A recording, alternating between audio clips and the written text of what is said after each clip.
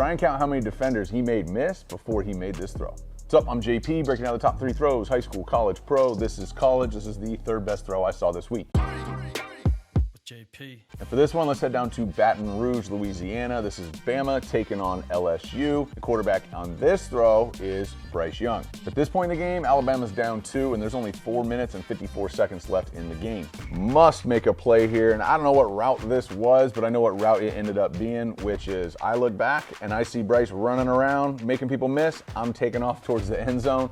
Bryce finds him, hits him in stride in a must-have-it situation right there, and Bryce Young keeps doing that. Now, for context, they end up losing this game in overtime. If you're watching this, you already knew that. And this is the first time since 2010 that Alabama has had 2 losses before Thanksgiving, and it's the 2nd time they've been upset this month and had fans rush the field. Let me tell you why the quarterback on the best team in college football might be the most underrated player in all of college football. And for this one, we're gonna go down to Athens, Georgia to check out this juggernaut of Tennessee, Georgia that went down on Saturday. Now, at this point in the game, Tennessee's up 3-0. It's early. They end up scoring on this drive, but let's just jump into it. This is a freaking dime. Big game. I don't care if it's a home or away. This is put your foot in the ground, hitch, drive the ball, basically throw it as far as you can, and hit the guy perfectly in stride. This ends up setting up his first rushing touchdown of the game. For those of you who saw him doing this and didn't know what he was doing, he's not a celebration guy. His phone number got leaked the night before the game, and he got between 600 and 700 missed calls from the Tennessee fan base, just messing with him on game day, and drops this dime, shakes a guy, hezies another guy, dives into the end zone, and after declining 600 to 700 calls, thought it was the perfect time to answer one. And Stetson this entire game just looked like he was in complete control. They end up taking down the #1 team in the country. He goes 17 for 25, 260, 2 touchdowns. On the season, I mean, Stetson's thrown for over 2,600 yards, 11 touchdowns, 3 picks. He's got 6 rushing touchdowns, none of which are QB sneaks. I mean, he's ripping off big runs. I'm telling you, Stetson Bennett is playing at the highest level of all of the college quarterbacks. He's in that group. Stetson Bennett rolling.